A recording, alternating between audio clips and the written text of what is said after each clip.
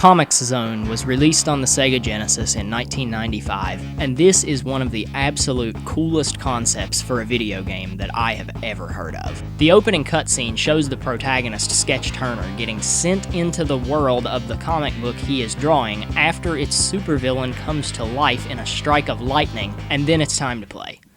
It's a beat-em-up that takes place inside the comic. You play as Sketch, jumping from panel to panel. The game even gives you the option of taking multiple paths very frequently, and you can knock enemies through the paper. So cool.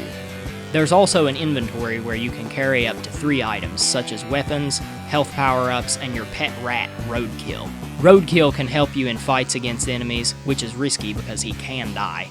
Grab hidden items within the panels, and activate switches and stuff to help you progress through the game. These are all nice additions that add depth to a game in a genre with a reputation for often being shallow. You can probably tell right off the bat that everything to do with the presentation is just awesome. Look at Lady Liberty over there, the water graphics, the snow-covered mountain, this other mountain range, the goo monsters.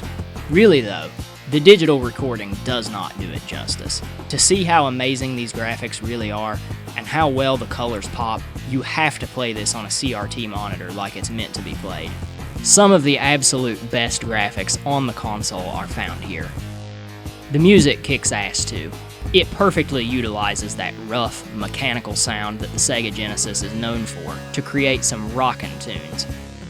For a game with such an excellent concept and such a high level of presentation and production value, I really wish I could offer the same amount of praise for the gameplay. I often hear it get called difficult, but almost every bit of difficulty in this game is both extremely cheap and completely artificial. It's very short, as in short enough to beat in like 30 minutes if you're good at it and know what you're doing. It compensates for this with various methods, beginning with the fact that you only get 1 life. You can earn an extra life by beating the first stage and an additional extra life by beating the second, but still, that's just brutal. The game is full of bottomless pits and moments that the player cannot reasonably be expected to figure out on their first try, regardless of their experience level. This turns the game into not a test of gaming skill, but rather into a memory exam.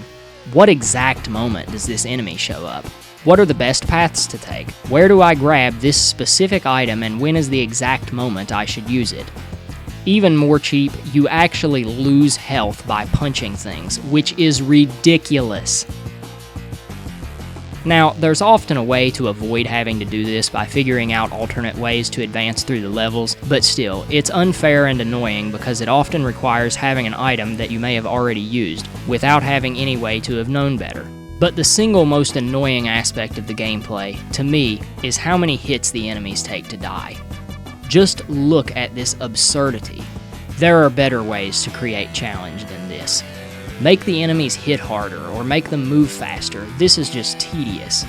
The game does reward you for doing different attacks rather than spamming the same ones over and over, resulting in fewer blocks.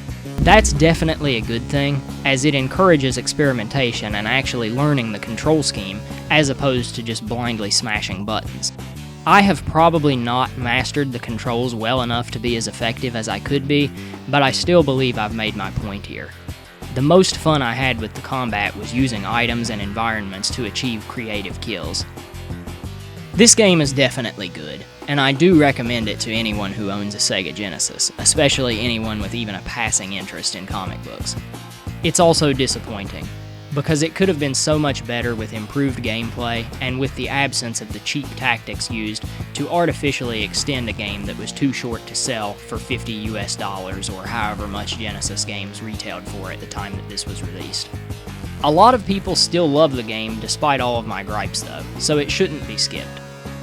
A few months after Comix Zone's original North American only Genesis release, it received a Windows port, and in 2002, a Europe-only release on the Game Boy Advance. I know nothing about these versions and how they compare to the original, I just thought I would mention them. Today, the Genesis version is available for cheap on Steam, so that's probably the easiest way to check it out if you would like to. If you enjoyed the video, please consider subscribing, leaving a thumbs up, sharing, and ringing the bell so you don't miss any future videos. This has been a Leaky Faucet review. Thanks for watching, and I will see you next time.